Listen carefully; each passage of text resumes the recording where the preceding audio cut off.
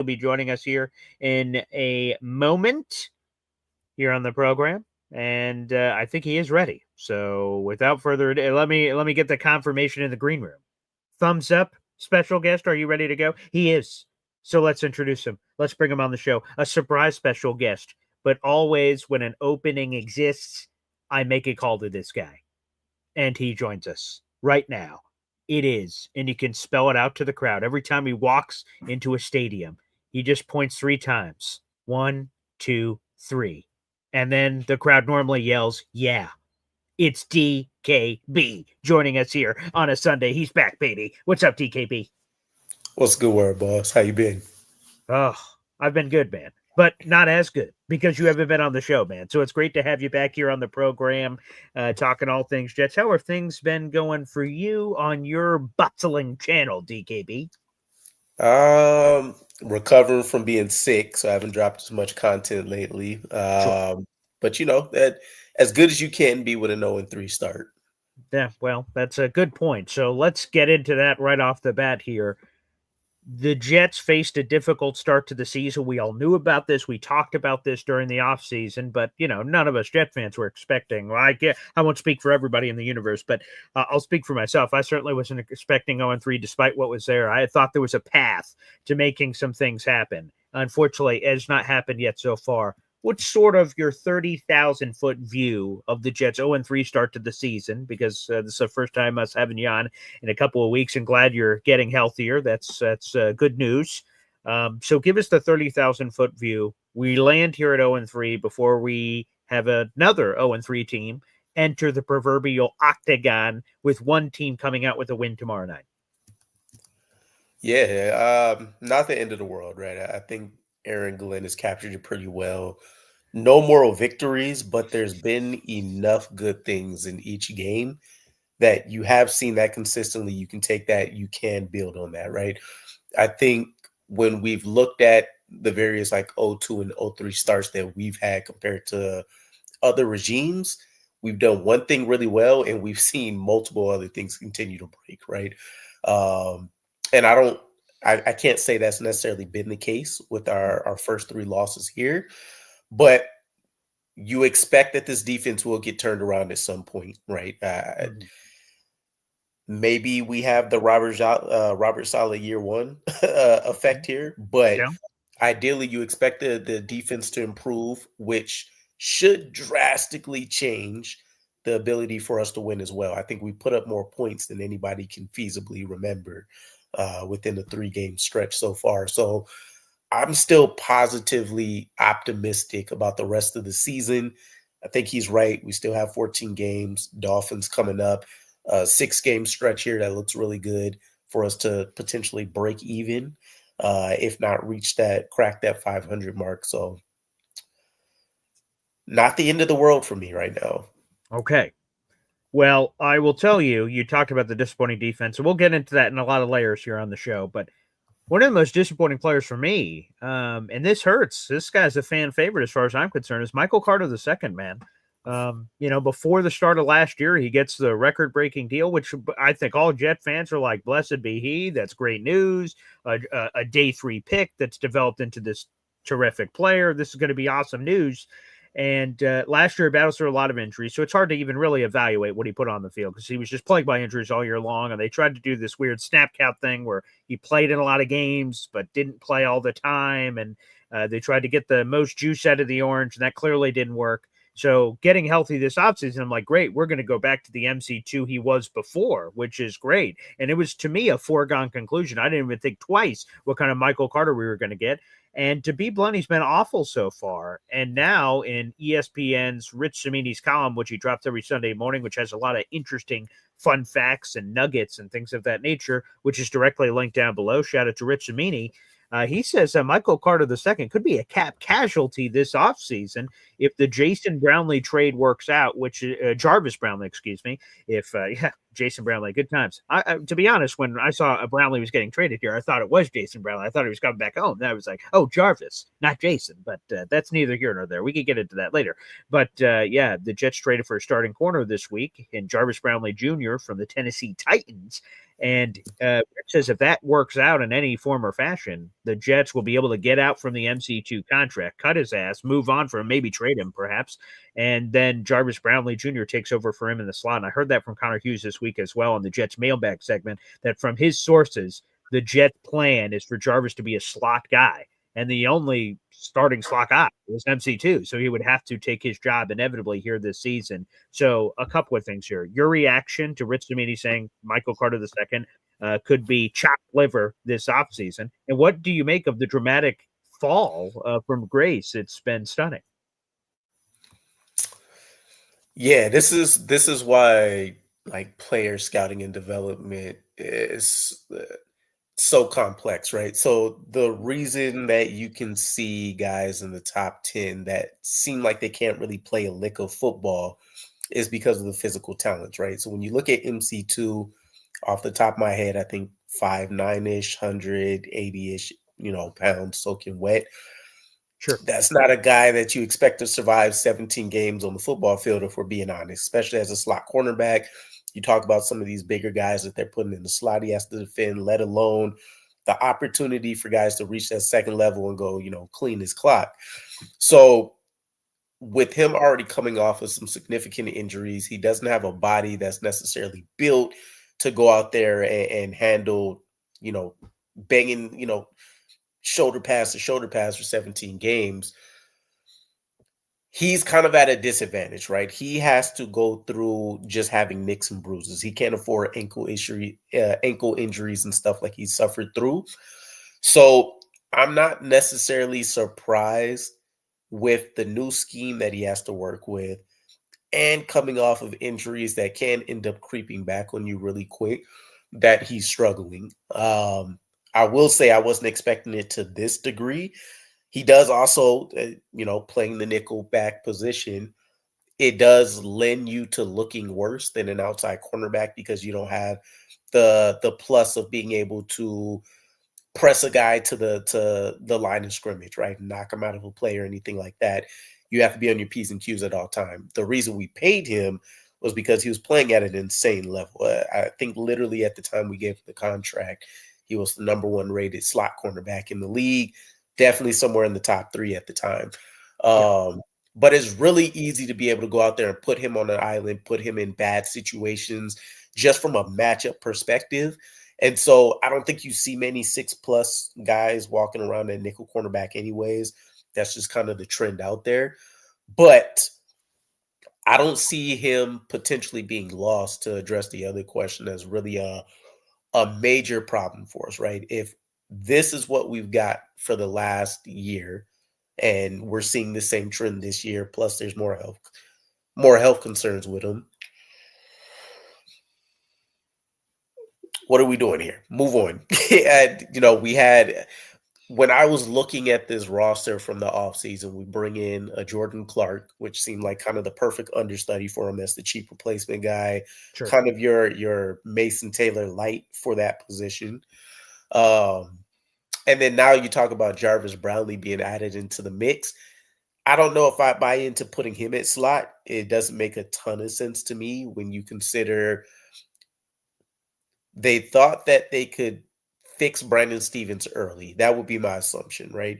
Yeah. You pay that man the money because you think he can come in and he won't be the, major liability that he's been.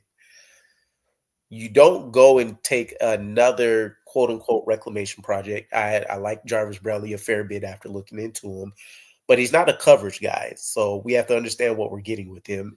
If you put him in the slot, I think it's on the basis that he's going to go out there and punish guys and run defense and act as a third linebacker for you. Yes, exactly. Yeah. But he's played almost his entire life at outside cornerback, right? I think literally maybe 3 games, counting college and NFL combined, where he's really been playing mostly in the slot. So you're going to play him out of position. That's going to be another huge learning curve and stuff. And you essentially get the same kind of play that you're getting out of MC2 right now, with maybe a slight bump, right?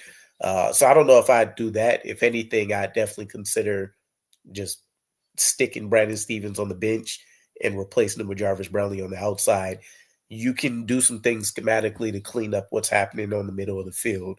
But yeah, it's just not a great situation, right? I think a lot of the promise was that the staff that AG built specifically for the secondary was going to be able to give us that developmental boost like we saw with linebackers and Robert Saleh.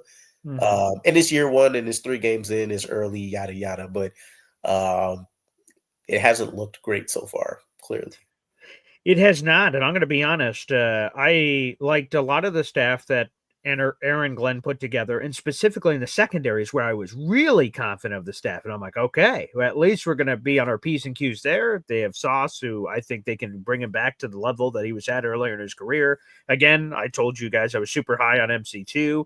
Brandon Stevens, I didn't like, but I went, well, if I'm going to question anybody on anything, it's not going to be corner for Aaron Glenn. If that's what he thinks, okay. Hopefully him and his teaching, because he had all of these different rants this offseason about coaching is teaching is learning, and all this stuff. And I was like, you know what?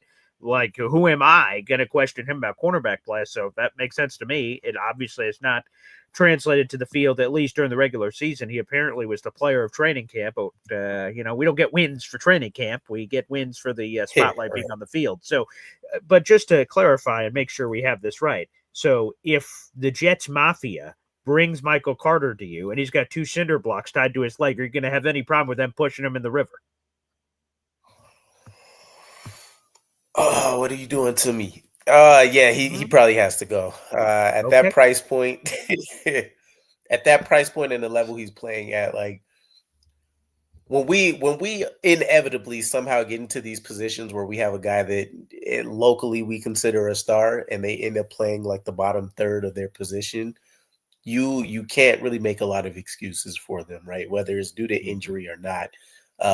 We've seen other plenty promising players we had to give the chops to because they just couldn't stay on the field. So now that that's also creeping up into the conversation, they have no allegiances to these guys. We can't forget, like it's a blood in, blood out type business. So if they don't love what he brings outside of what they've seen already, he's a goner. Yeah, he's got 2 years left beyond this year on his contract, but there is an out after the season where they'd eat about $8 million in dead cap, which again they can make all kinds of decisions on if they want to split that in the future, take all that on the chin, or what have you. This is the first opportunity in this contract to get out of it with the most minimal amount of blood there for MC2. So, folks, which is incredibly sad to hear. If you would have told me this before the season, I would have been like, "What are you guys smoking?"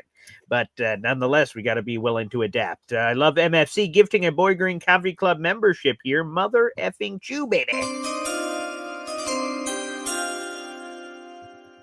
Membership went to Jeff Johnson in the Boy Green Coffee Club universe. So shout out to Jeff Johnson. And that is 14 raffle tickets for MFC. But speaking of those draft chimes, my man, DKB, yesterday, Jets general manager Darren Muji visited the old Penn State campus to get a look at Drew Allar, apparently, which I found fascinating. Shout out to Pete Thamel of ESPN, College Football Insider, who revealed that a strong contingent of New York Jets representation there. Now, I'll be honest, I wrote a piece about this yesterday, and it's not fair to ever do this, but, Christian Hackenberg. We sort of don't have this great relationship with Penn State quarterbacks, and they're different players, so it's not fair to say this at all. But that sort of gives me the heebie-jeebies, because not only is Christian Hackenberg considered one of the biggest busts in Jets history as a second-round draft choice, 51st overall, and he never played a regular season snap, which seems befuddling. How could you not at least push him out there to see what would have happened?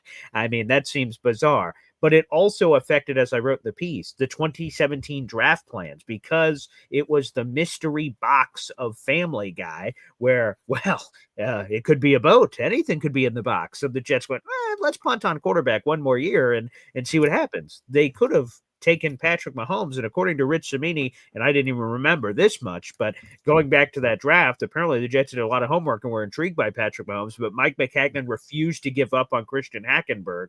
So Todd Bowles was ready to move on from Christian Hackenberg, but Mike Maccagnan wasn't. So they ended up taking Jamal Adams. And hey, that led to Garrett Wilson. So, there's all these ripple effects in the NFL of what would have happened if you take one thing out. But Christian Hackenberg, effed us because he wasn't very good. And effed us so we didn't take a quarterback in 2017. Deshaun Watson and Patrick Mahomes were on the board. You could say what you want about Deshaun Watson's off-the-field activities, but on the field, he looked like the next Patrick Mahomes when he was playing. So, yeah, I'm not sure how I feel about, Penn State quarterbacks, which, again, is probably unfair to Drew Allar. I don't know how much draft work you've done. Hopefully none, DKB, is the answer to your question here on September 28th for the Jets, because I'm not ready for that yet. But because it's a big quarterback and because the GM was there, any of your commentary on seeing that yesterday? Yeah, I was excited. I think at the very least, they do their homework, right? It makes no sense to say that we're not going to be in the quarterback market based on anything we've seen from Justin Fields or Tyrod.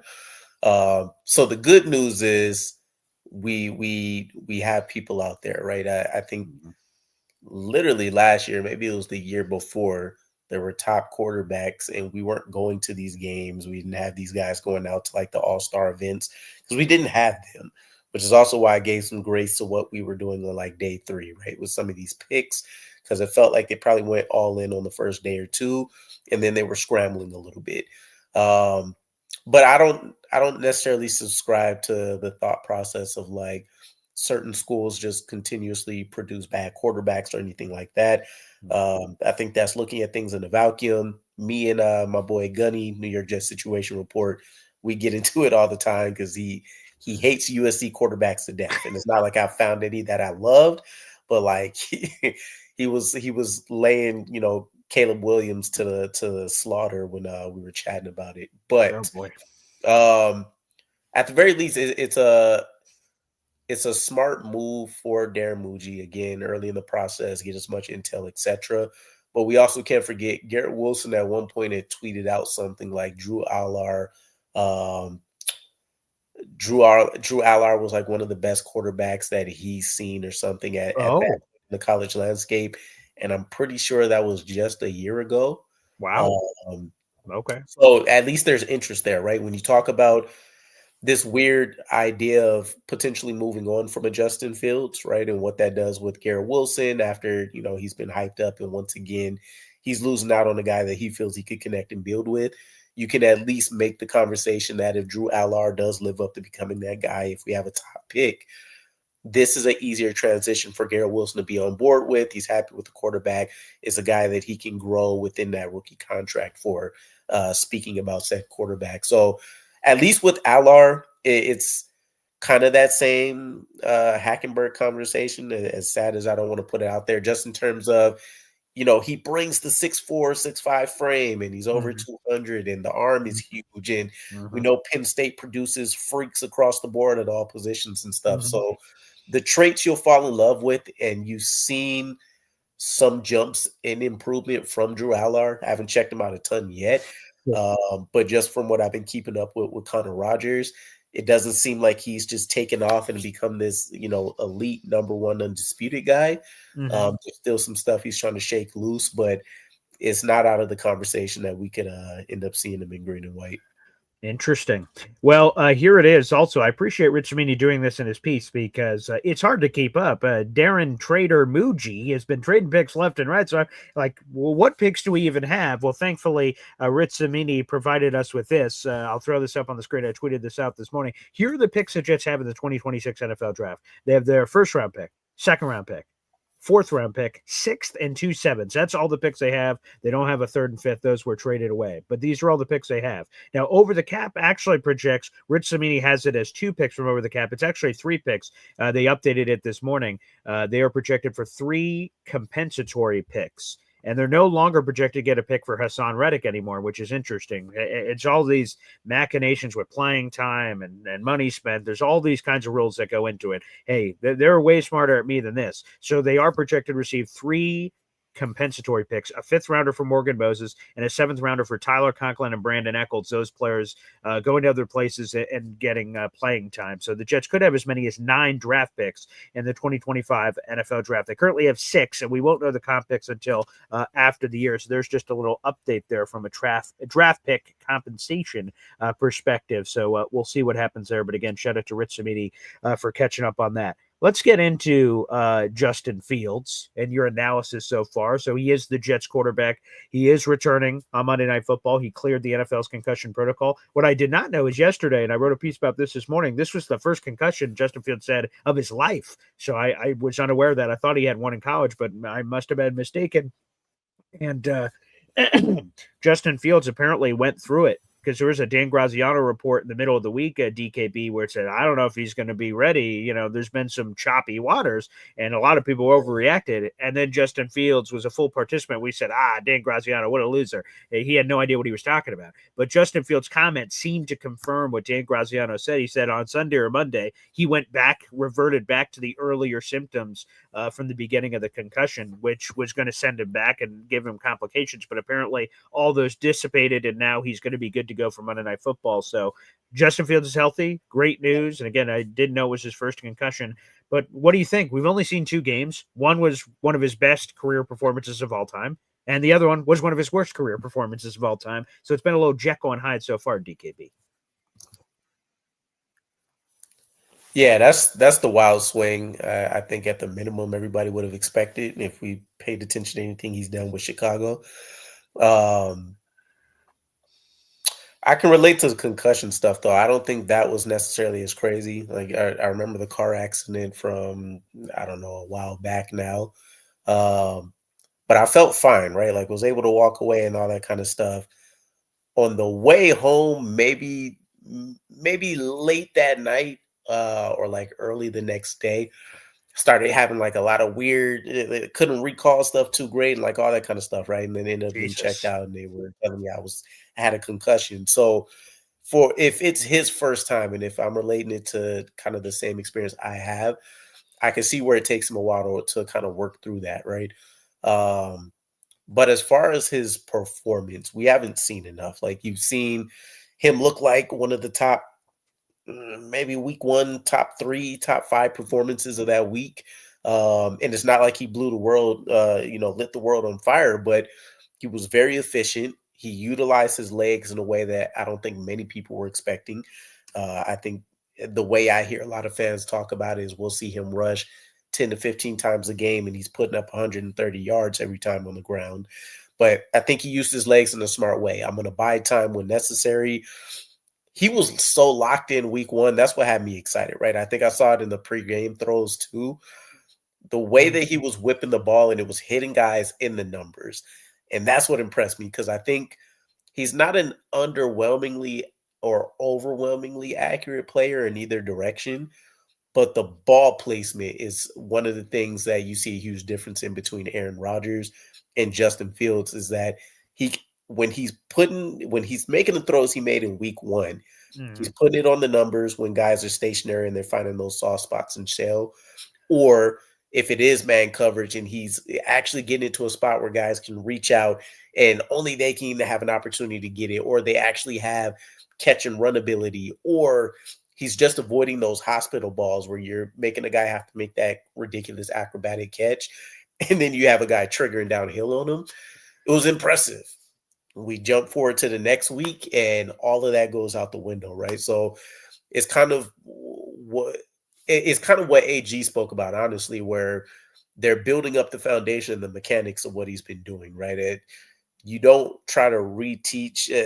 Like I think about the Zach Wilson kind of rebranding they tried to do in year 3. Yeah. You can't truly just go out there and rebuild a guy in 1 year, right? So you'll see some of these games. As much as I said I was expecting kind of these wild variances, like to see just everything fall flat was a little disappointing. But I think if you just want to take a look at week 1 to week 2 and pray that week 1 is more of the guy that you're getting, I think we're just fine. Is it $30 million fine? Probably not. But week 1, Justin Fields is a guy that you can go out and win games with 6, 7 out of 10 times. And if that's the case, I think that is what you signed up for in year one, where you can say, okay, we can build on this. We can see him potentially being a starter that's fighting for his job. If we get a quarterback in round one, bridge guy, he'll be fine. So we'll see. I'm not excited with him coming off a concussion, clearly, but the Dolphins coming to town is at least a little bit of a good salve, right? A team that's been struggling specifically in the secondary as well. So you expect Justin Fields to come in and I don't want to oversell it, but like kind of, or I don't want to undersell the Dolphins. They're still a good team overall, but it's a decent walkthrough for him to come in and not feel like he has to play the number one defense in the league. For sure. Two things here. First off, so Jesus, you getting in a horrific car accident, DKB, is graphic material I wasn't expecting to be reading here on Sunday, September 28th, but I'm glad that you're okay. My first concussion came in football in high school. We're doing an Oklahoma drill. Mano y mano. I was the DB and I was facing a running back, our best running back on the team. And I'm like, in my head, I'm like, I'm going to take this mother out. And then the crowd's going to go crazy. There's no crowd. It was at practice. But I'm like, oh yeah, they're going to go crazy here. And I line up. I'm like, ooh, this boy's about to be seeing the turf. And then before you know it, I lower my helmet to try to take him out. He lowers his helmet lower than me, hits me right in the helmet-to-helmet contact, and I fly back. He trucks my ass, and everyone goes crazy. And I get up, and I go, Fuh! And I'm like, what the hell? And like my brain, I thought was working, but my mouth wasn't. So like the things I was saying were just coming out like, and I'm like, what the fuck? And so, yeah, for the next 90 minutes, I couldn't speak. So I had, my mouth was inaccessible to say any words. So, but my brain was working. So I was like looking at people when they were taking me through all the concussion tests. I was like, I'm not at it. But so I did lose speech for 90 minutes. And I've actually had a lot of concussions. I was in Taekwondo, so sparring, fighting, getting roundhouse kicked to the side of the head and blacking out. So like I've had a variety of concussions and those are not fun. So Justin, I'm glad that it seems to be going better for you recently from that perspective. So concussions are the worst. And everyone handles them differently, of course. There's all kinds of variations and things that can happen there from that perspective. I will just say that for Justin, to your observations, it has been a wild roller coaster ride so far.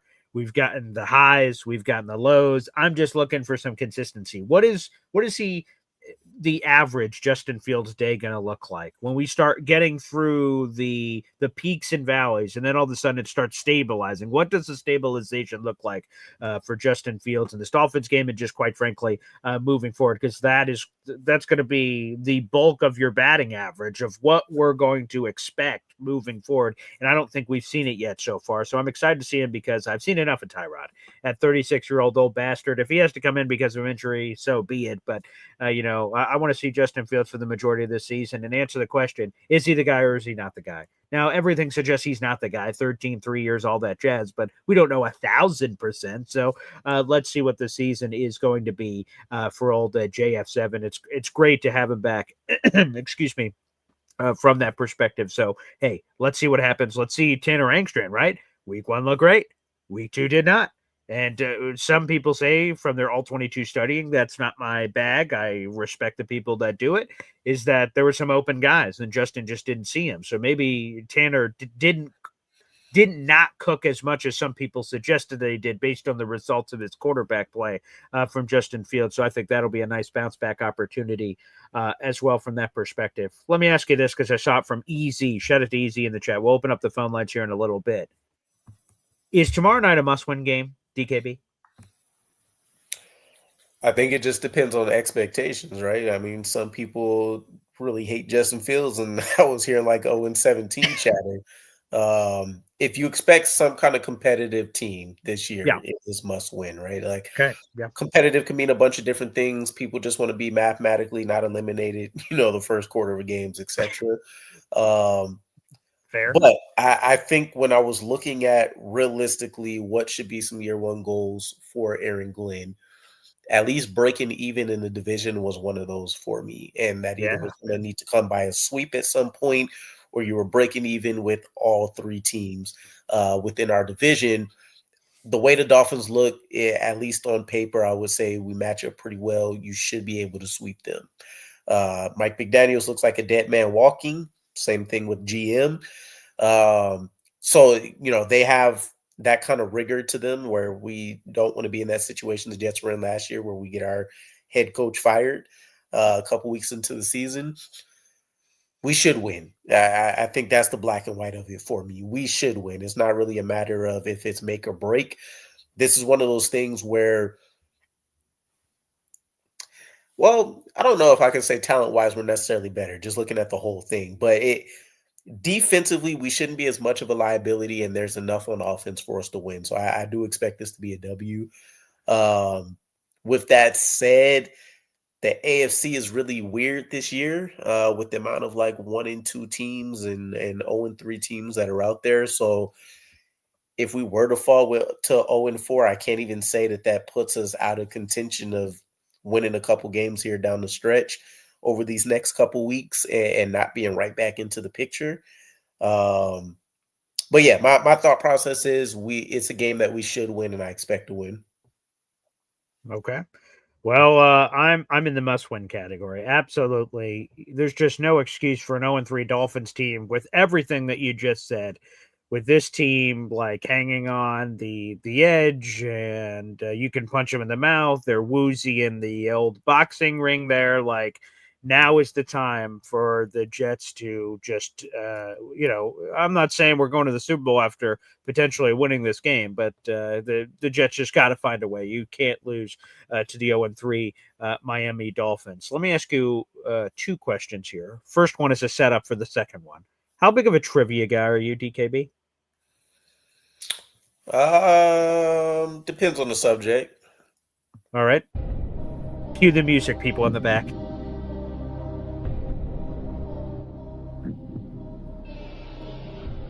Y'all die. Here's the question. When is the last time the New York Jets beat the Dolphins in Miami? Jesus. Okay, don't fuck this up now. We need you. Is that your final answer? I'd have to guess. It's the last time I remember a decent team being rolled out. I'm afraid that's incorrect, DKB. But you were very close. It was 2014, Rex Ryan's final game as a member of the New York Jets. Geno Smith's perfect game. Oh, yes, all the jazz. Here's, by the way, some of the commentary. It was Rex Ryan's final game. He gets carried off the field, and then he was immediately fired, of course. But, it was a good moment there where the Jets won 37-24. Like I said, Geno Smith was electric in the game. He had 358 yards, 3 touchdowns, 20-25. The receiving game was awesome. Eric Decker had 10 catches for 221 yards and a touchdown. That got him over the 1,000-yard barrier for the Jets. I mean, it was wow. A lot of exciting craziness from that game. Look at these names that caught passes. Zach Sudfeld, Chris Owosu, Jay Samaro, Jeremy Curley, Jeff Cumberland. I mean, look at that trip down memory lane. And, oh, yeah, Chris Johnson had a couple of carries in that game, too. CJ2K. Any great memories of that? I think it's been long overdue to finally win in Miami again. 11 years? Good Lord have mercy. Wow. Yeah, I know I know the narrative is that this is the big announcement game potentially for Mason Taylor. Yeah, homecoming, right? Yeah, and all that kind of stuff there. So, yeah, you can't go. I guess that's a gem, right? It speaks to how bad we performed within our division. You can't go that long like that. It almost feels, and this is where I understand the rivalry being a little bit different depending on who you talk to, but that's damn near right up there with us not beating the Patriots for, what was it, 14, 15 games before finally wiping up Bill Belichick last year, but or the year before. I don't think people realize this, but again, here's the stats, and they're sort of jarring. The Dolphins won 14 of the last 18 against the Jets. Think about that. They've been kicking our ass all over the place, but we don't put it, for whatever reason, I don't know why, DKB, but we don't put it in the same category as the Patriots beating us, because I guess it hasn't been it literally in a row, and the Jets have won the most recent one in the somewhat meaningless Aaron Rodgers 4-touchdown game. But, like, yeah, they've been beating our ass with a rusty wrench, man. Yeah, and a lot of the talk I was hearing was like, two teams at the bottom of the division, yada yada. And I'm like, they've had their success. Like, I understand why their head coach is on the hot seat and all that, but Yeah. let's not act like he wasn't lighting the world on fire for a couple of years there. With a different philosophy than the rest of the NFL when it comes to just relying solely on kind of this speed and not necessarily caring about a lot of the other stuff that people are looking for. But I don't think it's as much as I expected to be a win. I don't think it's a game where the Dolphins are just rolling over. With that said, though, if we're up 2-3 possessions at one point, I wouldn't be surprised if you get like what's the name that I'm thinking of? Antonio. Banderas?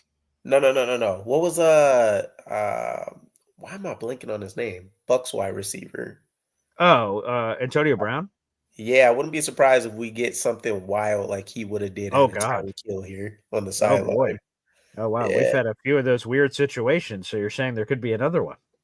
Yeah, the Tyreek Hill body language has not looked great these last couple of weeks, and you add on like the personal drama he has going on with the whatever domestic violence stuff and all that craziness. Like the way people look at us, if you're getting blown out by the Jets and you're Tyreek Hill, I'm sure you're like, yeah, I'm punching my ticket in tonight.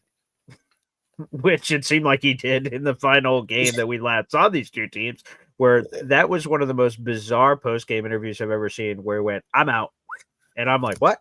What do you mean?" And that he somehow is back, and okay, he wasn't voted a team captain. That doesn't surprise me based on how that ending went, but they still on the team is so weird, and like, is it fixed? It doesn't seem fixed. So yeah, very strange activities certainly happening there.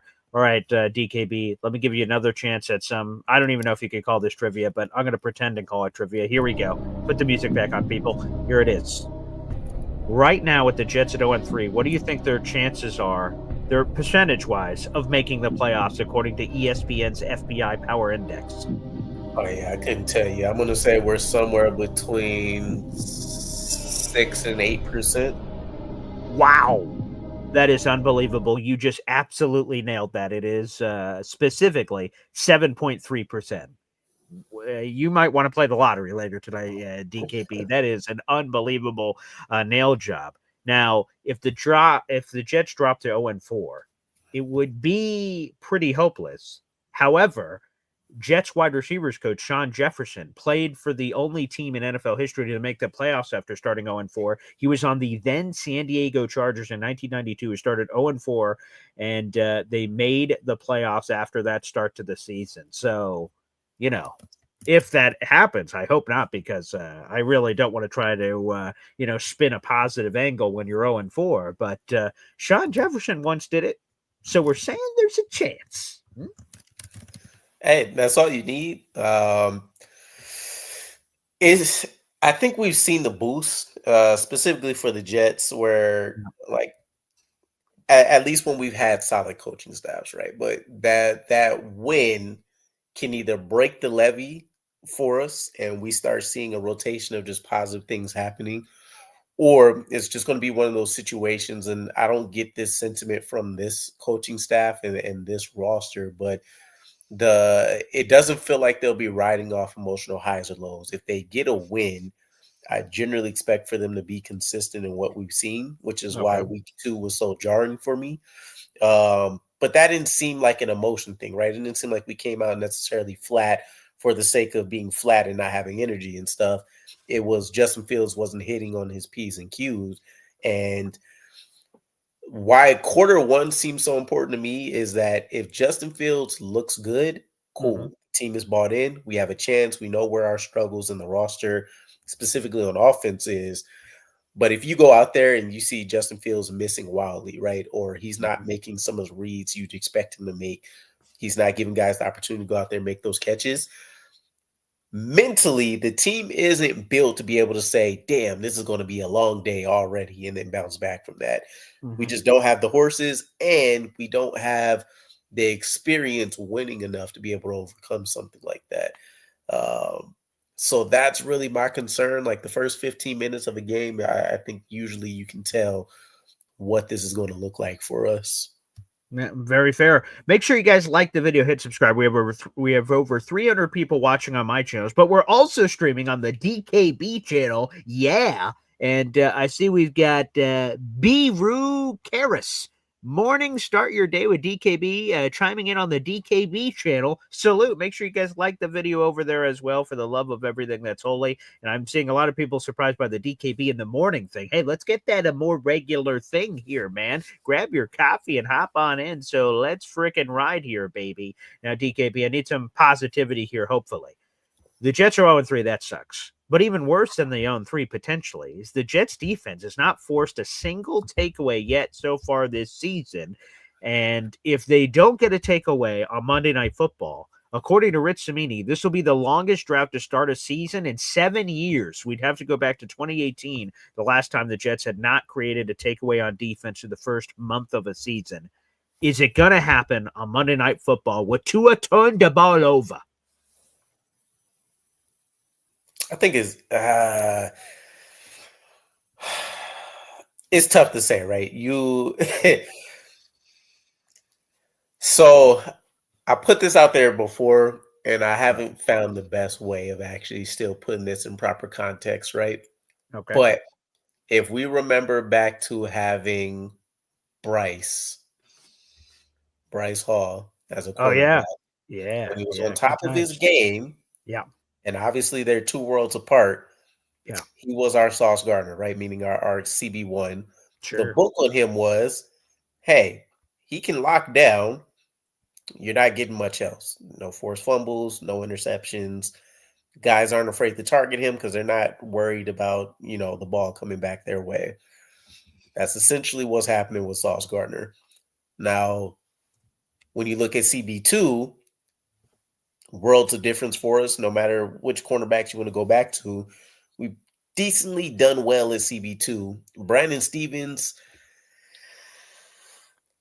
different beast. I really try my best to be like, and there's nothing to say this still can't turn around, right? I think I bought into a lot of what we've seen from training camp, but turnstile isn't even the word. I don't, he's basically just like, I don't know. I was going to say a jugs machine. That doesn't make sense either. But he's a wet mop out there for us. Like if you are playing up against Brandon Stevens, it's a good chance that you're going to have a successful day, right? Like I think me and you can comfortably walk out on the field. Ooh, okay. And if there was some kind of event where they brought a fan out during halftime and were like, "Hey, if you make one catch against Brandon Stevens, you win $1 million." Like I think there'd be a line down the block and around the stadium to say, let me get my $1 million, and the majority of people would be able to do it.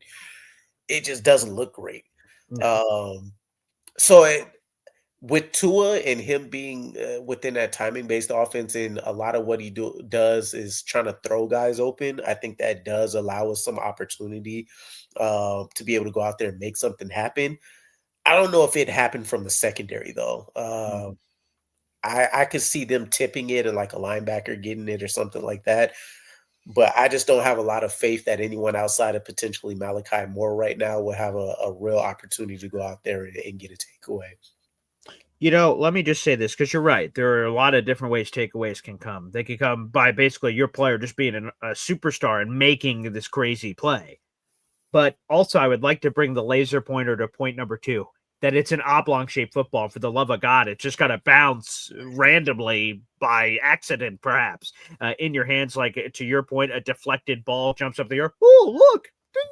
Intercepted! Like the Week 5 Jets-Steelers game when Garrett Wilson, it was last year, Garrett Wilson got that ball on the sideline at the end of the first half, and then he got whacked, and the ball just went whoop right into someone's hand. I'm like, you got to be freaking kidding me.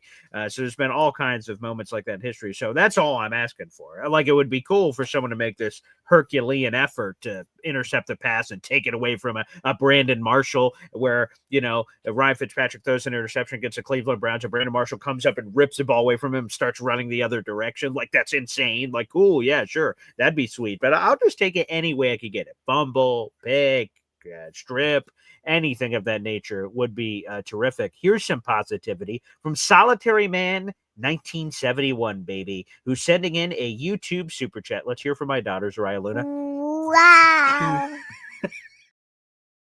Jets were 2-5 the last time they won the AFC East in 2002. So maybe the Jets are just getting their losses out of the way so they can make a run to the AFC East crown. DKB, your thoughts? Yeah, I mean, that'd be great. I don't think that's the way you want to start out trying to win the division. Probably not. Probably not. But it'd be a hell of a great story. And at least the Jets media yeah. team does a great job of piecing some of those trailers and whatnot together. So I'd sign up for it. And by the way, Solitary Man 1970 with your $3 super chat, you got a raffle ticket to this month's contest. So thank you very much, my friend. And hey, bringing up memories. Hey, I'd love to wear. I know the Bills are sick of it. I heard Josh Allen say that they've won the division 5 years in a row. So in one of the games, I think it was last season, the season before, that they won the division, some Bills media rep gave him the T-shirt and hat that you win when you win the division, and to wear it. And he sort of threw it on his head, and he's doing this post-game interview. Oh my God, you've won the division for the 30th year in a row. Like, wow, how does it feel? He's like, I'm going to be honest, we don't care about this. We're just here for the playoffs. And I just thought, as a Jet fan, wow, he doesn't care about this. And I've been waiting for 23 years to try to see I'd be clutching onto the T-shirt hat combination from NFLshop.com like nobody's business if and when the Jets are able to go back to that. So I can't wait for that. So yeah, old Bills boy over there with their Super Bowl team could take that for granted. I would be clutching onto that like nobody's business. I would never forget. I'd probably hang a banner behind me for that AFC East divisional crown if we can get our grimy little hands on it. So that would be terrific if we can make that happen. So fingers crossed from that perspective. That would be wonderful. Let's do this before we go to the phone lines here, DKB. Let's go to your Mason Taylor comment that you made earlier, and saying that this guy, he's sort of had a slow start. He's had 6 catches for 43 yards so far, but no one else has exactly stepped up. Josh Reynolds is going to make his return. He's no longer on the injury report for that hamstring, so he's missed the last couple of weeks. So I guess that's another mouth to potentially feed. And I can't say that any looser than I just said that, as someone who is going to be a football player on the team, on the field. And I don't know what kind of, I don't know. Dolphins aren't like, oh, where's Josh Reynolds before this play? I don't think those conversations are happening. So Mason Taylor, there was a lot expected because Justin Fields has thrived when throwing to the tight end. He is the highest QBR in the NFL when targeting the tight end position outside of Brock Purdy and Lamar Jackson. So he likes to throw to the tight end. The Jets invested a top 50 pick in Mason Taylor at the tight end position. So it seemed everything like this could be an interesting, whether for fantasy purposes out there or just reality purposes, that there was a realistic path for him being second or third in targets, depending on where you had Brees from a receiving perspective in the overall pantheon. I remember us counting targets back in the offseason. Well, if you carry the 2 and move over the 4, and I'm terrible at math, so I probably don't remember any of those numbers, but we haven't seen the breakout for Mason Taylor yet. Is it coming when he returns home, where he lived 15 minutes away from Hard Rock Stadium when his dad, Jets legend Jason Taylor, played for the Dolphins in that final game, and he spent a lot of time there, of course. So when is the Mason Taylor breakout coming? Is it this week?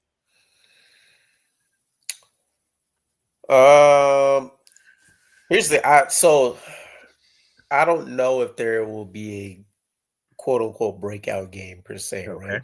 I was trying to think back to what happened with the Steelers and what happened with the Bears when I was trying to piece together a different video. I don't recall any game where a tight end necessarily took over, like a 4-catch, 80, 100-yard performance, something like that.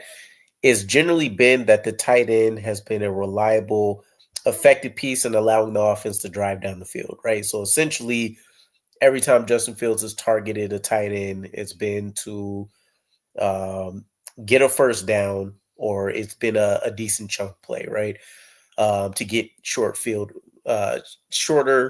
to first down. Mason Taylor. So when you look at the target breakdown, and I haven't seen this since the Bucks game. Sure. One, Garrett Wilson, historic pace, right? Like he's over 40% Mm-hmm. target share. That's absolutely ridiculous if he keeps it up the entire season. That's But impressive, yeah.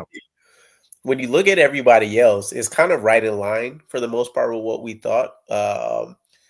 Garrett Wilson eats up like the next 5 or 6 players' targets. Like he has as many as Brees Hall, Jeremy Rucker, Taylor, and I think like Reynolds at the time combined, which is crazy.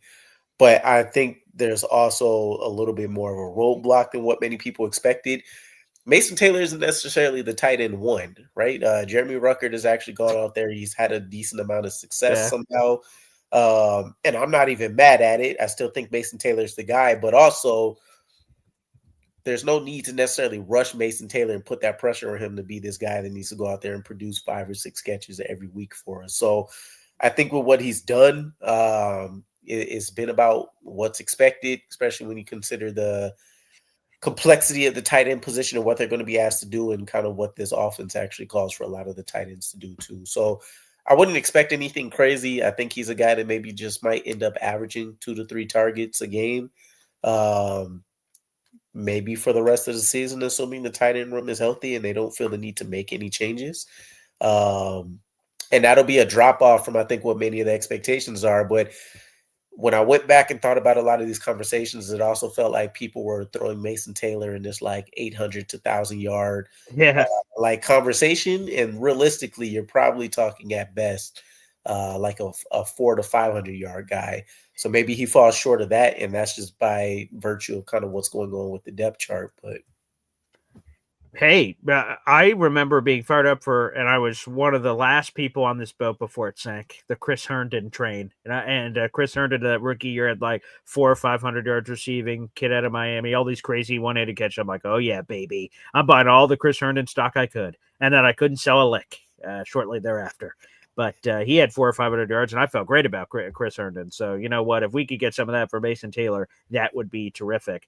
And yes, and go to Gator here. Will be nice to watch football today without throwing up for a change. It's just sort of weird. We're going to have this twice this season. Well, 3 times, I guess, if you count the bye week, where we're going to enter a Sunday with like no real ties. I mean, I'm sure we'll be rooting for, you know, the Patriots to implode or the Bills to implode, which is always fun. But in all seriousness, you're just watching the games and watch whatever games you want to watch. So we do have that this Sunday, of course, today, because Monday Night Football. And then we'll have the Thursday night game later in the season against the Patriots. So that weekend, we will have nothing to worry about, relatively speaking, outside of your fantasy teams, and then the bye week. So, hey, this will be interesting. It'll be nice to change it up. So, awesome. All right, let's do this, DKB. Are you ready for the phone lines? You ready for the crazy fans that are clamoring to talk to DKB? Yeah, let's do it. All right, you're a crazy bastard, but we'll jump into it together. Let's go. Hep timeout. Your calls next. Boy Green Daily, talking Jets football, man. Boy Green Daily, New York Jets Football Club. Offense, defense, special teams, watch Jets football with Boy Green. J-E-T-S, Jets. Let's go. What's going on, everybody? Again, Paul Eston Jr., a.k.a. Boy Green, back here. Thank you for that Hep timeout. The phone lines are open. That is a pinned comment on youtube.com/BoyGreen25. Again, make sure you like the video for my boy DKB. We're also streaming live on his YouTube channel as well. One of the best in the business. So make sure you guys like the video no matter where you're freaking watching, baby. We have 44 likes so far, but 100 people watching specifically on YouTube. What the hell? What are you guys doing? What are you holding out this like for? It's a giving season. For the love of God, make sure you guys like the video. It helps with the algorithm and gets us all in front of more Jet fans so we can keep growing this channel. Nurture it, water it, watch the sun bathe over it. Come on now, we need to get this together. But let's go to the phone lines because that's what DKB wanted. It's time to go to one of the most influential callers we have on this program. It is Easy joining us from the couch. What's up, Easy? I'm an influencer. Yes, you are. You're an influencer. You're influential. You influence the masses with your activity. At least I don't have influenza. Well, that's true. That could be worse. Sounds like that's what DKB was recovering from. So glad we're all on the same page now. Yeah. Jesus Christ. Well, I got my ticket. Yes. It's in the thing, Yeah. and I can't get it out. But the guy at Jet said just he can email it to me. But here's something: All if right, they sure. lose tomorrow, I'm not coming up. I'll What? sell the ticket. What? What do Seriously. you mean? Look, Come on, man. I am not. Listen, I'm in North Carolina. Okay. Yeah. I am not driving 1,000 miles round trip if we're 0-4. I'm just Hey, not going to do it. jump in the car with Indy. I think Indy and Philly Noodles are driving up from North Carolina. Nah, they're not coming up. What do you Nobody's mean? They reaching are out coming. to me. Well, here's the thing: if they lose, I'm not going. I mean, God forbid, I have to eat the $300. I'll eat the $300, but I'm not driving up if they lose, because you got to figure gas, tolls, hotel, and food. It's going to wind up costing me like $700 to come up to watch an 0-4 team against Dallas. And knowing the Jets, Dallas will rally and do something stupid. And I'm trying not to be negative, but I know the Jets. So Easy. Come on, man. We're all going to be together. 60+ Jet fans and Boy Green Coffee Club members and DKB. If you don't remember, we're going to the Jets Cowboys game. Yeah. I already told you I'm not thrilled about, end zone seats to begin with. So we had this discussion a long time ago. Sure. And I'm not trying to be negative. I'm just saying if they're 0-4, I am just not taking off of work and spending even more money to drive up. I mean, at this point, I'm out $300. If I can sell it, I'll sell it for $150 to somebody, give somebody a deal on it. But maybe a Dallas fan, maybe your dad knows a buddy of his who's a Dallas fan that wants to go or something. But if I might not even go even if they win. So What? I'm just like, I'm serious. You don't understand. Because financially speaking, of course, it's a stretch. But you're already committed. I'm the kind of guy that I'm stubborn. If I spent if I was in your position, I'm stuck with it. I'm like, damn it, I have to go. I already put the 300 and I'm in. No, because you got to stop the bleeding. I'm already in for 300. If I drive, listen, here's what happens if I drive. I got to spend, my truck only gets like 20 miles a gallon. Okay. I'm going to have to checking the Cadillac. I can't take the Cadillac because why do you think I bought the truck? Because I fixed the engine, then I fixed the transmission, and now the computer's going wonky. So I can't. Okay. All right. So, and the truck, I only have 600 miles on my truck because I was trying to keep the mileage down because it's a lease. But if they lose, I can't see putting 1,300 miles on it in 1 week just to come up for that. I at least do have a place to stay if I go up there, so I don't have to pay for a hotel. I would have had to pay for a hotel one night because I probably would have gone to Chef Kevin's restaurant on Saturday night if I didn't have plans with my friends. Yeah, the meet. I might have, because I got a lot of friends that I haven't seen in a while. But I'm just like. So wait, but you said even if they win, you might not go. What he's telling you is you need to schedule for week 2 or week 3. Apparently, it's gonna cost me another $500 to come up. Okay, but I don't have that kind of funds. I mean, I have less than $5,000 in the bank, so it's not an enviable position for me to be in. As much as I want to go, and as much of a Jet fan as I am, and I want to go. But if they lose, I'm definitely not going. Plus, and my if they win, I would have to play it by ear because my son needs me to puppy sit, so because he's going to bring the Tennessee puppy with you. Let's go. I'm all for dogs. Rough. Let's go. No, I'm not bringing a puppy to the Jet game. So, all right. Well, I hope it all works out easy because everyone would love to meet you. I'm sure for the Jets. But Cowboys, I do want to talk football, though. I do want to talk sure. football. We can talk about whatever you want. Yeah, you called in. Yeah. So, I think I mentioned with MC2. I don't know what's wrong with him. I think he's hurt. That's the only thing that makes any sense. Maybe, I guess. And it may not even be that he's physically hurt. It could be like, what injury did he originally have? If you could remind me. I think he had multiple. He this year, yes. Let's DKB's right. Originally this year, he's been battling a shoulder. Last year, it was multiple things. I think he had a groin at one point. He had an ankle, and then he was injured before that, the year before. So I don't know. He has a lot of stuff. I still think he's banged up. I don't. Back injury he's clearly, too. Shout out to Rico the pup. That one I forgot about, the back injury as well. Yes. So he's clearly not 100%. Clearly, I guess. And, the Jets have done this throughout their history of taking injured players that definitely needed more time and rushing them back. That's what destroyed Chad Pennington for us. Now, I'm not saying it's this coaching staff that did that, but the Jets have traditionally tried to rush these guys back or let the players rush themselves back and not protect the players from themselves. Well, so AG has made it a point to mention that he's not looking to ruin current or future prospects for players, to the point that we were upset we weren't seeing certain guys during like preseason or the early parts of the regular season. But I'd rather see Stiggers in there. Agreed, but he's healthy. MC2 I'll put a healthy player over an injured player anytime.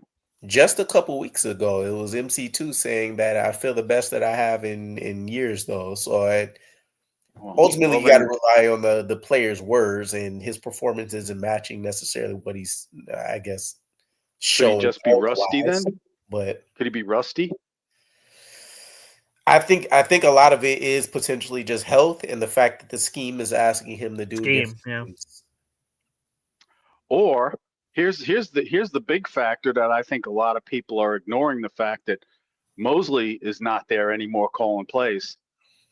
Because Mosley, CJ was like, he was the defensive quarterback. I mean, he was the quarterback, and he was great at calling plays and making sure that his players were in the right position, smack them on the right-hand side of the ass to get them to move over to the left, or you know what I'm saying? CJ he knew he could read the plays. He was probably the smartest defensive player out there on the field. We don't have that. I'm not saying this to take anything away from Sherwood, but Sherwood's a kid. He's still learning the position. Something that CJ Mosley had, he didn't even have to think. It was like one of those things. Stuff was like automatic to him.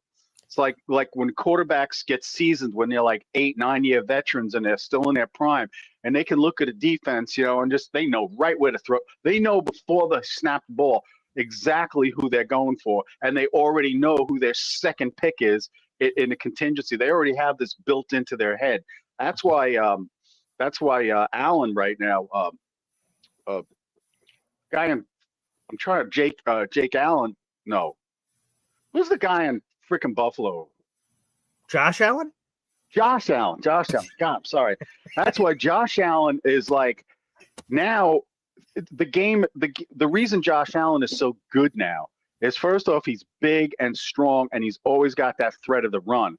But also now he's been out there long enough where when he looks at the field, it's not if this happens, that happens, that. No, it's already automatic. He knows. It's instant. That's why he's so much more dangerous and why he was MVP last year, because he's a fully developed NFL quarterback still in his prime. Whereas Aaron Rodgers is a fully developed NFL quarterback, but he's past his prime. Okay, let's put Jake from State Farm aside for a second, okay? Here's the other reason you say, like, boy, I'm not sure if I can come. What about this? The ECD.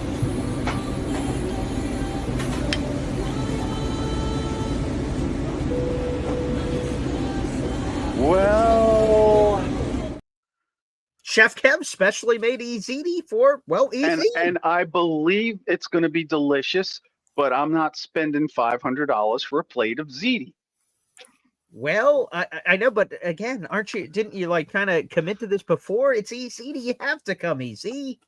I'm going to do what my conscience tells me. And okay. And it's not an easy trip. First of all, I have to take time off of work, sure. And I don't make that much money.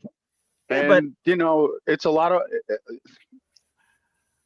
Look, I can't say that I know. If the Jets were 2-1, I'd be way, way more inclined to go, because I think if they were 2-1 right now, they'd be 3-1 after tomorrow. I think they're going to win tomorrow. I do too. But here's the thing I would say. I don't know anything about your financial situation, Easy. But like when you committed initially, didn't you know all this other stuff was going to happen too? That you would have needed all these different things when you committed months ago? Things were different when I committed. Okay, well, okay. Situations change.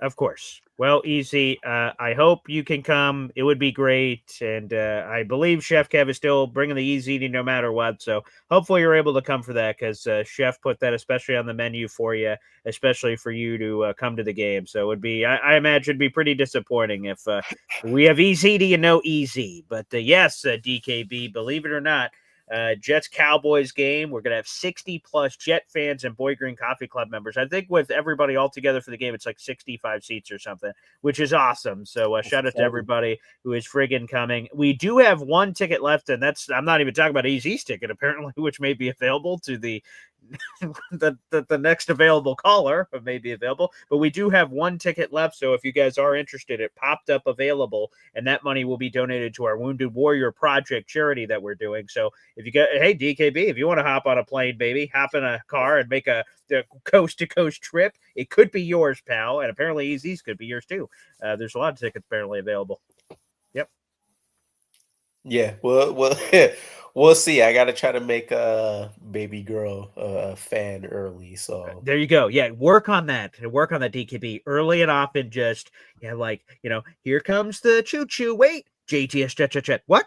Yeah, there you go. Just try to kind of work it in there. I think that's key. All right.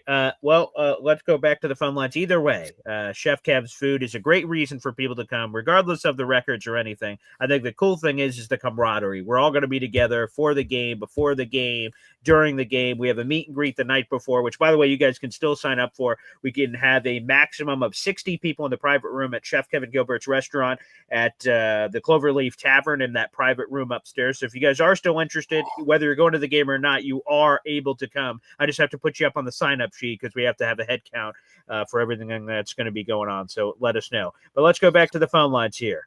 Hop on Pop joins us here on the program. What's up, Dad? Hey now. That's Hop on Pop ZD now. So is it? Move It's sort of along. like the stadium name rights. I guess it's available now to be taken by someone else. Yeah, Hop on Pop ZD. It's only $300 to go to the game, and $200 buys a lot of ZD. So that can probably be 6 months worth of food there. Anyways, I gave my defensive most important thing for tomorrow night. Okay. Is keeping an eye on the running back for the Miami Dolphins. Not a chance. Yeah. 6 receptions a game, one of the best top receiving targets, running backs in the game currently. Yep. For 3 weeks. Here's my next one. All right. I know you've been doing trivia, right? Yeah. And so you want me to get the music back? Okay, wait, here we go. I've got a quick trivia question for Boy Green. Okay, for Boy Green. Okay, I've been doing it all over the DKB all show. It's time to turn the tables. Okay, trivia. Let's go. Is the music playing? Because I can't hear it. Oh, it is playing. Yeah. So just sort of pretend you can hear it. It's playing for everybody else. Good. Yeah. Good. Where does Garrett Wilson rank in average yards? Number one. Is he number one? I don't know in what the the NFL? question is. Is it number one? No, okay, no, go moron. ahead. Say No, the question. moron, I'm it's so not. sorry. Go ahead, average please. yards per catch. Average Where yards does he per rank among wide receivers for average yards per catch currently? I feel like he's probably like 18. I'll go. No whammy. 15th. 63rd. The Jets need to push the ball down the field. 63rd. So you could do that. There's 32 teams in the league. He is, he's number one, to your point, as the third wide receiver in the NFL. So if he's the third right, you go through all number ones, number twos. You get to Garrett Wilson, right? 63rd. So we need to push the ball down the field. That's the point of it. It's not a dig on Garrett Wilson. You can only catch the ball and, as your routes and as the offense calls them. But that is a fact, right? T-Rod or Tyrod or whatever, Railrod, whatever his name is, he's calling himself today.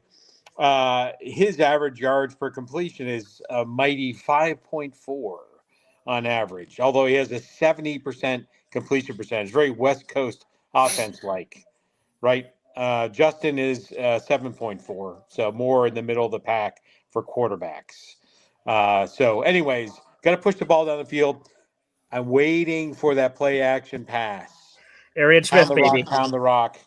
Yeah. Arian Smith down the field. And let's get like an 80 yards per reception average for Arian Smith. Hey, So Pop, real quick. Yeah. Two things here. First off, Easy is now in the comment section saying, who wants my ticket? $150 includes tailgate and ziti. He's having that available. But then a fan, shout out to a Boy Green Coffee Club member, Leonardo Santos, says he's willing to donate $100 to Easy's travel to the game to make it easier for him. So the Boy Green Coffee Club potentially stepping up to help Easy. So I don't know what's going to pivot here, but thank you, Leonardo Santos. That's very kind. Right. And if you get 50 more bucks, Easy gets to keep his ticket and get the $150 anyway. So there you go. All right. So, one last thing here from Easy. He says, please don't send me any donations. Keep your money. I'm not a charity case. This is a business decision. Okay. So, there you have it. So hey now. Whoa. Hey now. Whoa. Hey now. Hey now. Easy. Looks like we're going to have some Pop Ziti after all. Excellent. I guess that is available. So unfortunate to hear, but there you go. So Easy is no longer coming to the game. That's unfortunate, but hey, hopefully all you guys have a good time, and we'll see if Easy's ticket sold to another willing Jets fan out there in the universe, and we'll see. We'll see what happens. Right, there you go. But anyways, I just want to get that. I'm going to push the ball down the field. The offensive line needs to live up to its billing, which it has been a little sporadic. They have not lived up to the billing, and the talent is there. So is that offensive line coach play calling, which, is actually a thing? Is it adjustments by Justin and Railroad, right, at the line of scrimmage, making sure they call the right, offensive blocking scheme? I don't know, but those are a couple keys to the game. We'll drop off so more easy bidders can get on, easy riders, easy ZD, whatever. All right. There he is, Pop, joining us on the show. Colorful as always. So there you go. Apparently 2 tickets are now available, although more Boy Green Coffee Club members are willing to donate money to Easy. That's very kind of the Boy Green Coffee Club to help out with those things. So I would just say this again. Obviously, when we set this game up, we had no idea what the Jets record would be. I was hoping to be 4-0 heading into this Jets-Cowboys game. Obviously, that is not going to happen regardless if the Jets win tomorrow night. So, like I said, hopefully the good news is we'll put this back all together and we can see what happens here. But to me, it's always been about the camaraderie and us all hanging out together. And DKB, this is going to be the wildest thing because I haven't had a chance to meet you yet in person. But it's all these people that have been calling in the show for many years as this show has been going on to meet, the handle Hep or meet the handle of Badshaw. These people, that's going to be the wildest thing of all time to me. So I can't wait. That's going to be pretty cool. Yeah, it sounds fire. I definitely, at some point in the future, once I can get the kids to travel with me and all that, I'm definitely looking forward to attending one of these. Yep. All right. Well, Easy is back here. Go ahead, Easy. Listen, I appreciate everybody wanting to donate the money. I really do. I really, really do. And this is a hard decision because I really want to meet you guys. I want to go up there and meet you guys more than I even want to see the game.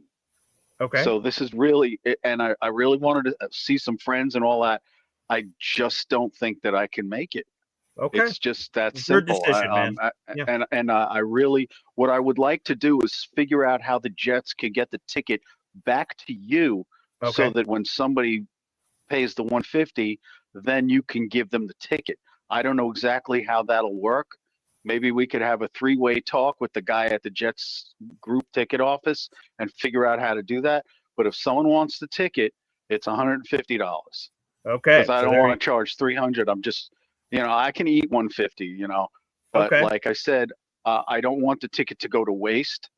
I want someone who really wants to go, because there are people out there that just couldn't afford the $300. Definitely yes. And some local guys who are in, Long Island and New Jersey that it's not going to be a hardship to go to the game because they don't have to pay for travel, gas, tolls, hotel, food. They could just leave their house and go to the game. And the other thing is, if I'm driving up, I'm going to have to pay $45 for parking too. So it's a lot. So yeah, It easy. Why don't truly- you do this? This 100%. whole trip would cost me. This is what I'm saying. This trip would cost me from leaving the house to driving back home $500. Yeah, so let's do this. You reach out to the Jets ticket office. They'll find a way to get that ticket back to me, and then we'll figure it out from there. So we'll work on that for you, Easy, for sure. All right, let's go to our next caller here. We've got Neil joining us on the show. What's up, Neil? Put Easy back. I want to ask him a question. I don't think he's with us anymore. I don't believe. All right, he'll get back on. Okay. You know, when we had the Raider meetup with the Asmaniacs. Yeah, out in Vegas. Nice. Yeah. Out in Vegas. There was a guy that wanted to come with us so bad. Bonesy. Oh, yes. You know who Bonesy is. Yeah. He was the Asmaniac champion in the thing last year. Uh-huh. Anyhow, Bonesy wasn't able to go to the game, and he had the kids, and it was a big financial thing, and it was going to Vegas. It was a big ordeal, not like coming up from where is Easy in North Carolina? Correct. Yep. So what I did is I put a bet into the game the week before, and Jeff Parles is out in Vegas, and I said, Jeff, I'm going to put like $500 on this game, and if it wins, I'm going to use the proceeds of my winnings to get Bonesy out to Vegas for us. Oh, that's cool. And he picked the game. We won, and I used that $500. So it's not charity. It was just me giving the winnings to Bonesy to be able to have him come out to Vegas. And let me tell you something. That changed his whole perspective. All right, here's your guy, AZ, as requested, Neil. All I need is what? Oh. Football, friends, and family. AZ, let me ask you a question. Can I ask you a question? Sure. And again, I get the whole charity thing. But let me just say this to you. What if, this isn't the 1700s. We have airlines, flights. Yeah, What is it? understand. What is it? I have like a shit ton of Amex points that I don't even use for flights because I can't fly anywhere. What the North Carolina to New York flight? Did you look into that at all? I did look into it when I first bought the ticket, and the flight up was inexpensive. It was around $50 to get up there. Okay, but let me ask you a question. Well, let me finish. The problem was going back. They wanted like $200 for the ticket to go back, and I'm sitting here and I'm like, I really didn't want to have to drive, but let me ask you this: what's his name is going? IndyJet. Who's the guys that live in North Carolina? Paul. IndyJet. Well, I know Woody, but he doesn't. But Noodles. he's coming up himself. Yeah, flying. Yeah. He's flying. What about the other two? I think guys? Indy and Philly are driving up. Yeah. Who? You see, I just Indy bought and a Philly Noodles are driving up. Yeah. And where are they? How far is Philly new... Noodles and the other guy from Ed? That I don't. Well, know. I'm Raleigh. I'm in Zebulon. So if you're coming from Raleigh, you have to pass my house to get to I-95. I'm about 20 minutes from I-95 in Rocky Mount. Yeah, but let's look at this out. Let's look at this as an idea. Let's just toy it around. Look, the reality is, if they're 0-4, I agree with you. We don't want you taking time off from work and everything. Nothing's worth that. I'm boycotting. Well, like I said, the whole trip. I already got $300 for the ticket, so I'm not even counting that. I'm just saying, for me to drive up, I live in North Carolina, so the only way to avoid the toll is to go through Gettysburg. No, forget the driving, Ed. Forget driving. Yeah. Don't you drive for a living? Yeah, I drive for a living too. 1 second, guys. Why don't you guys have the private chat? So feel free to use. You guys are both on the call. Stay on the call. You guys can utilize the private chat and speak about your travel arrangements and see if you guys can get it figured out. I hope you guys can. That's great. But let's try to answer some other Jet things while you guys are working on that on the side. Feel free to do so. We have 400 people in the room. Like the video, hit subscribe. DKB. Anything else in this Jets Dolphins game you haven't gotten a chance to get off your chest? No, man. I'm just really hoping we kick somebody in the teeth Monday. Yeah. A win really would at least bring back a lot of the positivity. You imagine there's going to be some performances positively we haven't seen from players just yet. But yeah, I don't know. Is the world going to end for you if we end up losing Monday night? Say that one more time. Is the world going to end for you if we end up losing Monday night? Like, what does 0-4 look like for you and the rest of the season? It'd be pretty devastating, I would say, to be 0-4 and losing to the 0-3 Dolphins. And again, because we're both 0 and, that's stupid to say. We're both winless. So they would go win full as we remain winless. And we'd be one of only a handful of teams without a win so far this season. It'd be hard to muster. Like, I don't think the Jets are going 0-17. But it would be hard in the moment as we're, Jets Cowboys, regardless of whatever happens, I'm in. I'm going. So as I always will, and I can always, create that optimism and belief. But to lose to the Dolphins with their head coach who could be fired at any moment, like it'd be a tough pill to swallow. It'd be a tough pill to swallow. It's hard to make excuses for that one. Like all these other ones, they lost the Steelers. Okay, the Steelers are halfway decent. They're either in the same pool as us or just a tier above.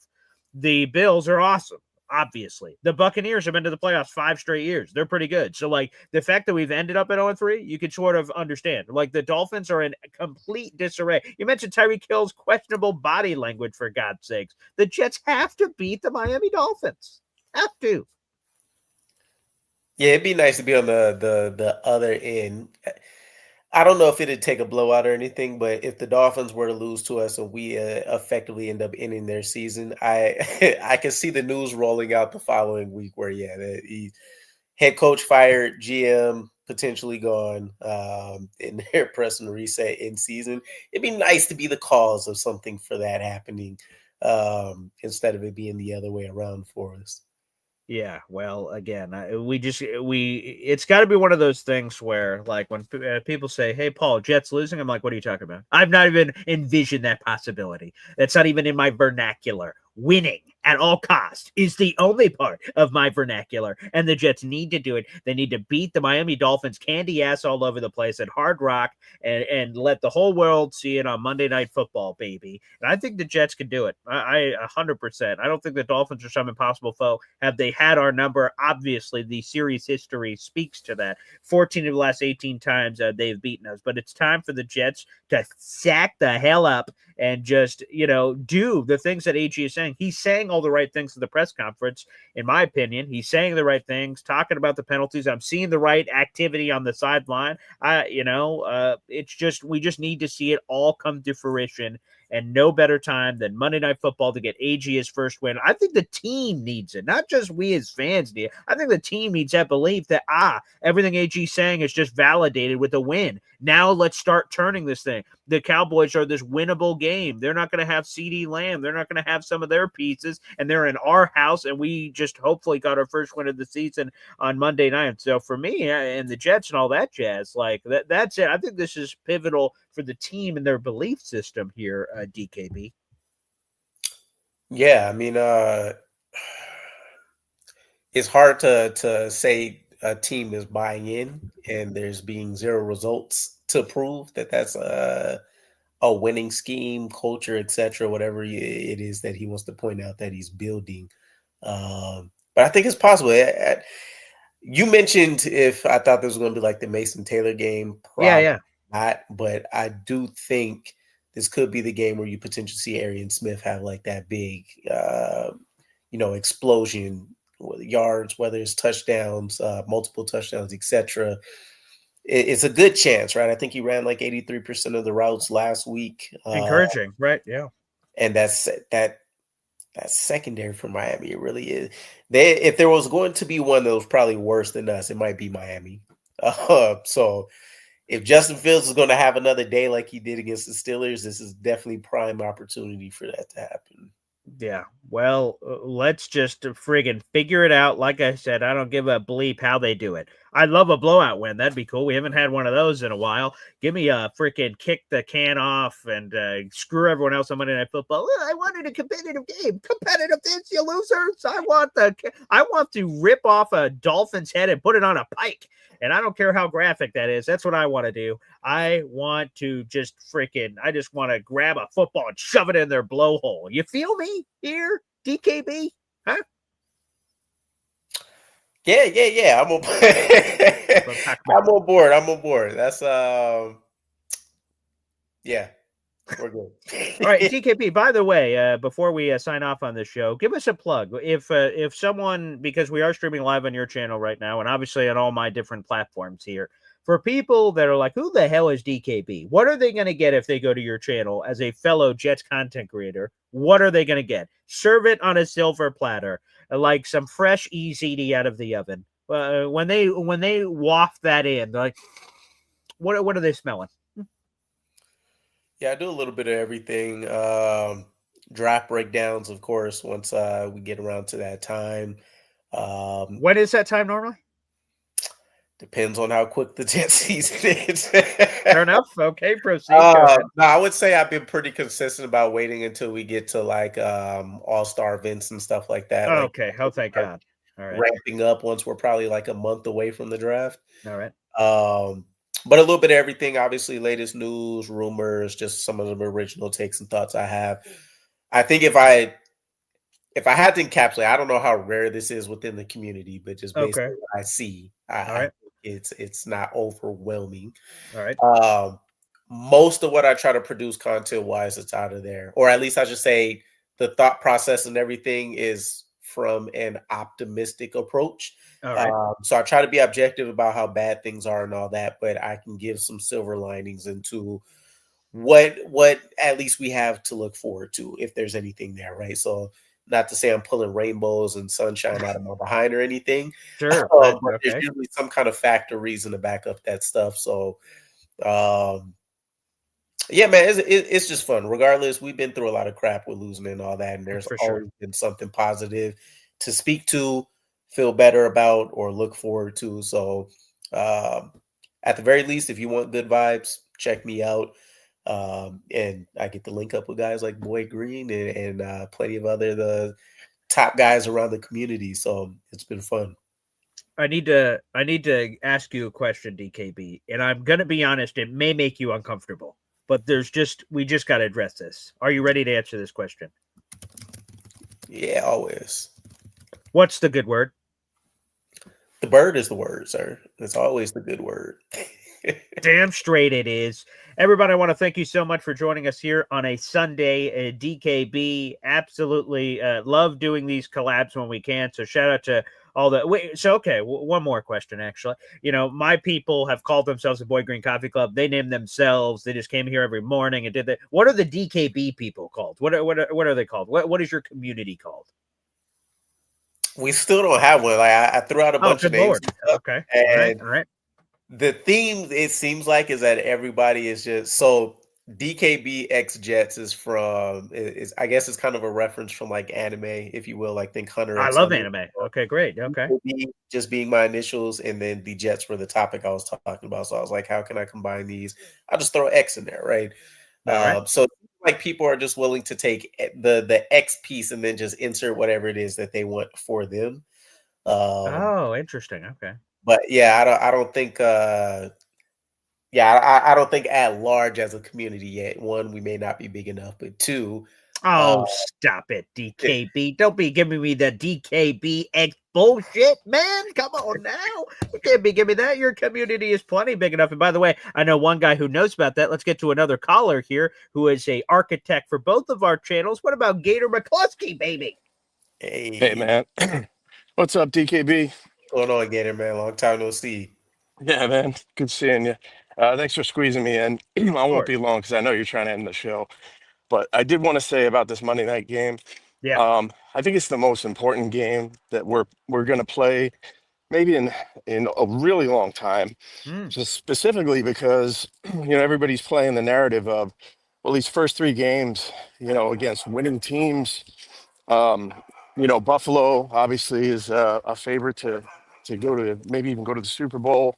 Sure. And, nobody expected, the first year Aaron Glenn to be able to beat the Steelers. And of course, that Tampa game had, everything about it was against us, it seemed. So, if we don't beat Miami, what story is that going to tell about this coaching staff and about, the future of this team. It really is the turning point for for the season, and for a lot of fans' hope for what this coaching staff, brings, that's going to separate them from the last two coaching staffs. So I really think this game is everything. It really is. So, you can't take it lightly. I mean, obviously, there's a Miami team on the other side that has a fan base and and an organization that looks at us and says, "Well, the 0-3 Jets, we got to beat them." That's Right. that's I'm like sure they're they have saying the the same same, thing. Yeah. yeah, same exact narrative. So everything on the season, and maybe even beyond, in terms of what we think of this staff, hinges on how the Jets perform. Because here you go. You're finally playing a team that you should beat, or you should at least compete with. Mm-hmm. You know, go punch them in the mouth and prove it. And if they don't, man, Tuesday's going to be a dark day in the history of us Jets fans, and our hope for the future. So let's do it. Damn straight. Gator, you're the best, baby. Salute to Gator Gash Darn McCluskey, baby. By the way, here's another question. Thank you for the call, Gator. DKB, what time do you do your show normally? I think I've asked you this before, but I suffer from short-term memory loss. So, I don't do lives as much. okay. We just started doing memberships like a week ago, maybe. Okay. What is it called? So you have memberships. What's your thing called? I think I just put like tier 1 is extra, tier 2 extensive, tier 3. Oh, wow. So you went pretty hey, you didn't color it up. You're just like, hey, man. Okay, that's what I was going to say. Because, for me, I just got one level. It's just Boy Green Coffee Club. So just one thing all just kind of shoved in a box. So I was just trying to see if we can work on that. I see Teabaggers is gaining a lot of momentum. The DK Teabaggers is gaining a lot of momentum in the comment section. Beautiful. Hey, look at number one Austrian Jet fan gifting another membership too. Coffee Club. Hey now. Great branding there. Thank you, number one Austrian Jet fan. By the way, that membership went to Ryan Dezawa. Welcome to the Boy Green Coffee Club, my friend. And by the way, our number one Austrian Jet fan just gained himself another raffle ticket. He is up to 148. He is trying to break a world record. And many props to you, number one Austrian Jet fan, for continuing to do your part, baby, here on the program. While we're still working on that DKB name, another phone call. Let's get to Ted, NY Jets FL. What's up, brother? Paul, good morning. Good morning, DK. Morning. You guys made interesting. I have so many. I can go so many directions on that call. On the last few calls, God Almighty. But the most interesting thing that you made is the Jets or the Dolphins will have the same record as either Baltimore or Kansas City. And I know you. Huh. Oh no, we lost him. Oh no, there was such a great point. So I guess if that's where it ends, it's not bad. I mean, that's true. Think about that. We got Ravens, Chiefs 1-2, 1-2, and one of them will be in that ballpark. God bless myself. Anywho, we lost. My sneeze just sent him away. Sorry about that, Ted. But that was a great point, though. Yeah, I mean, it is kind of crazy that we do have Ravens, Chiefs, and I think we got him back. So let's give that a discount double check. That was a great drop the mic moment there, Ted. But please go ahead.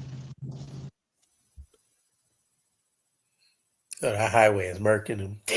Oh boy. Geez, we lost Ted again. Oh wait, do we have Ted back? Bring him back. Ted. It's the Ricky NY Wi-Fi syndrome.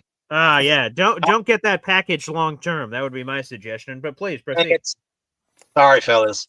Yeah, so I mean, no matter how you slice it, I know the Ravens and Chiefs probably have more talent, but one of them is gonna have the same record as the Dolphins or the Jets. And based on the weaknesses of Kansas City and Baltimore, I mean, you could see, I think Kansas City is missing a wide receiver, a number one receiver, which they'll be better.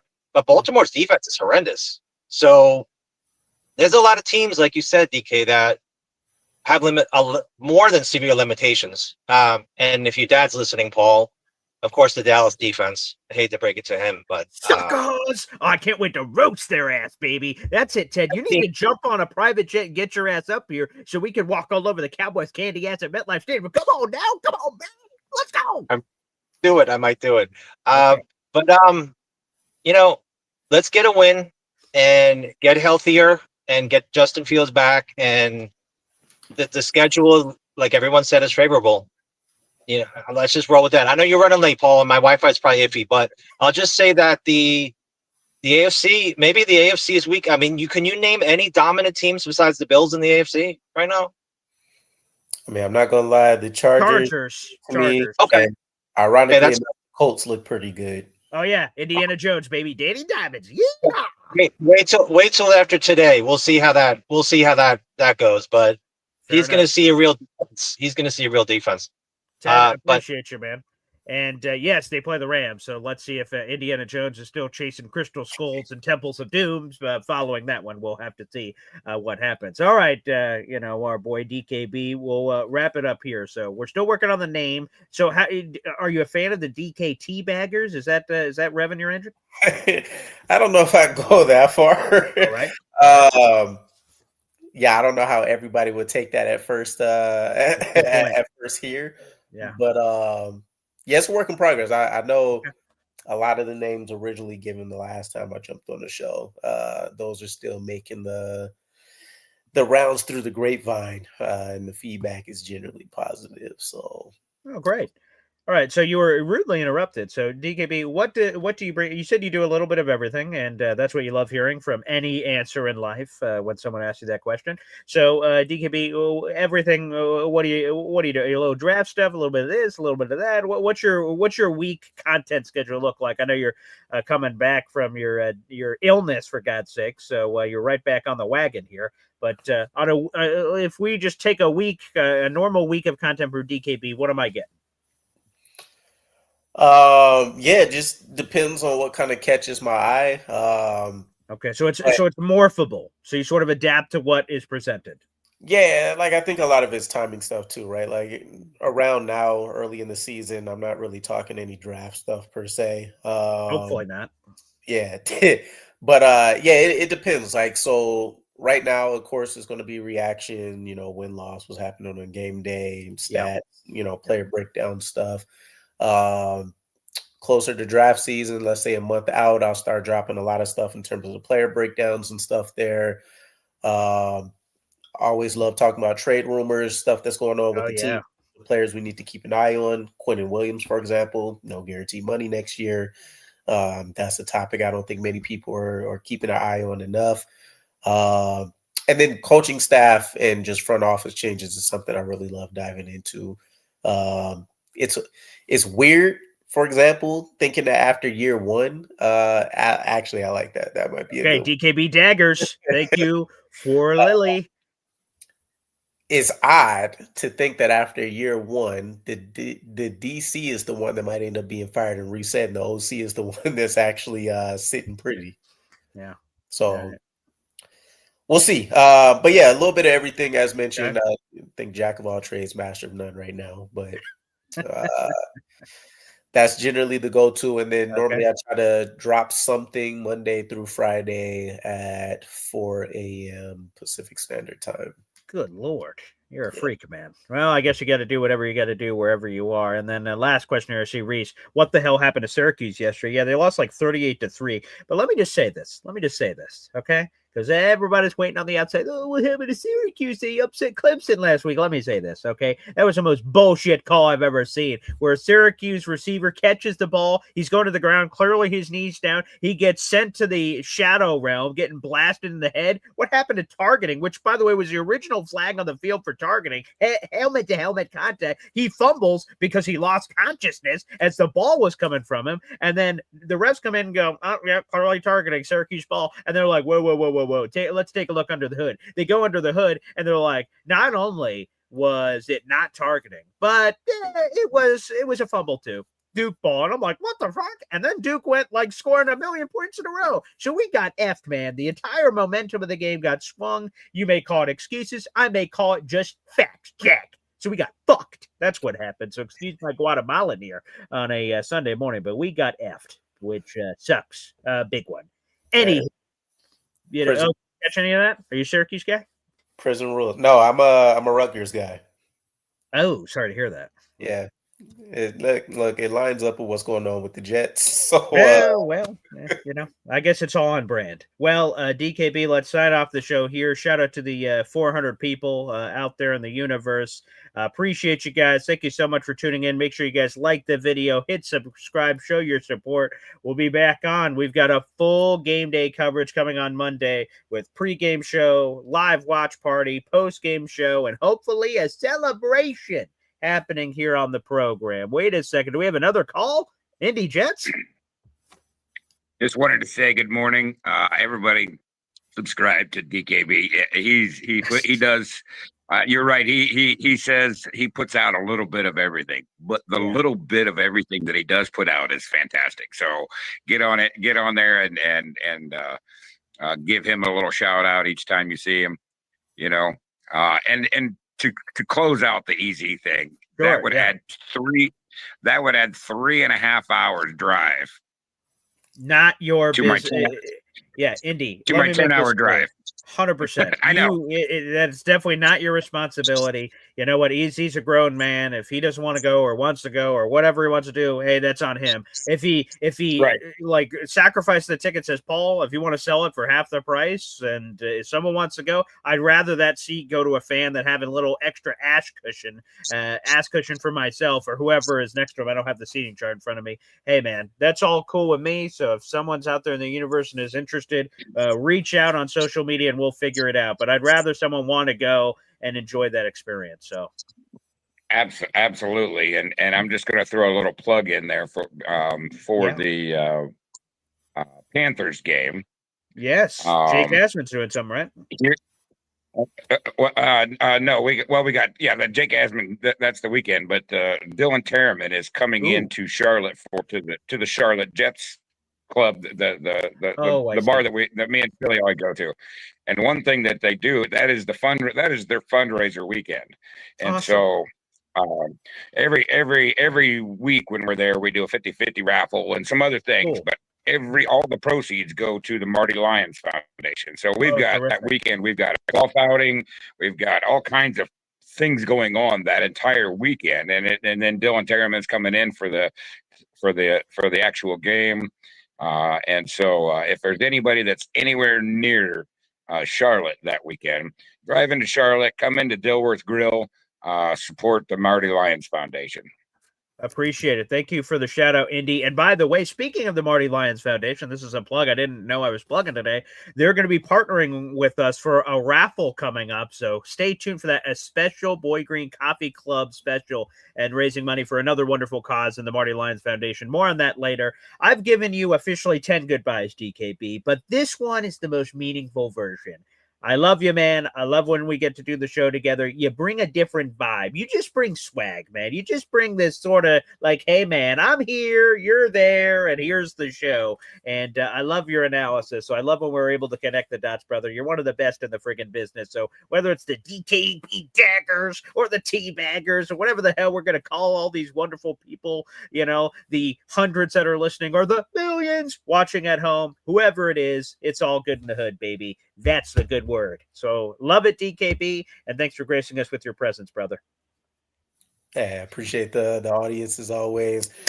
BG, best in the business. If at the very least, guy, we need to get you to be next in line to replace like Bob Wischusen or something like that. Oh shit! Okay, all right. Hey, works for me. I don't know how much longer Bobby's got with it, but Bobby, if you're looking for a replacement, there we go. I'd love to be the radio play-by-play voice of the Jets. That'd be sweet as all hell, baby. But I want to thank everybody for joining us. Again, make sure you show your support to DKB and his YouTube channel here on the program. Like his video, hit subscribe, do the same on this YouTube channel. And we will be back with more Jets coverage, a full game day show, all coming up tomorrow. Same for their DKB. We'll see you guys then. Take care, everybody, and